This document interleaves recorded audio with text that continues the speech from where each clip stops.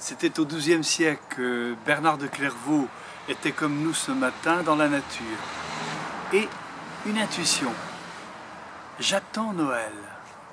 Et si finalement il n'y avait pas une venue originale du Seigneur, bien sûr il vient dans la crèche, Dieu se fait homme, oui, disaient les anciens, il reviendra le dernier jour, le Fils de l'homme sur la nuée, bon, mais une venue du Seigneur dès aujourd'hui, dans ma vie, dans mon cœur.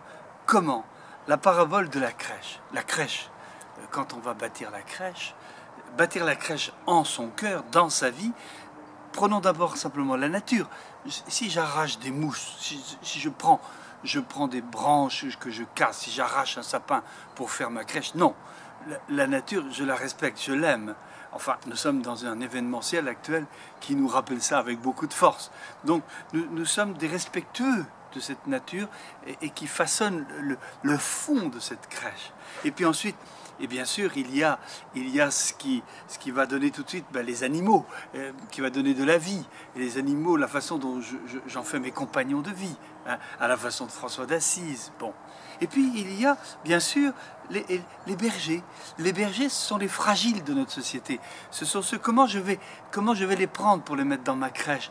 Comment ceux qui sont blessés, qui sont meurtris, qui sont délaissés, ceux qui ne sont jamais visités, comment je vais les prendre, ces bergers-là, ces fragiles d'aujourd'hui, pour les mettre dans ma crèche, pour qu'ils aient un peu de place, quoi. Et puis bien sûr, il y a les mages. Alors les mages, ils arrivent de loin, c'est les nations. C'est évidemment ceux que nous appelons les étrangers, ceux qui seront très loin de chez eux au moment de Noël et ils ne vont pas retourner aux Antilles, ils ne vont pas retourner en Afrique ou en Asie. Et donc ils sont là.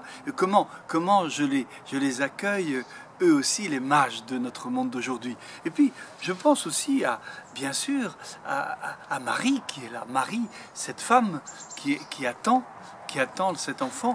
Et Marie, qui est pour nous, sans doute, un visage d'une femme, d'une humanité qui aujourd'hui peut être très, très, très bouleversée.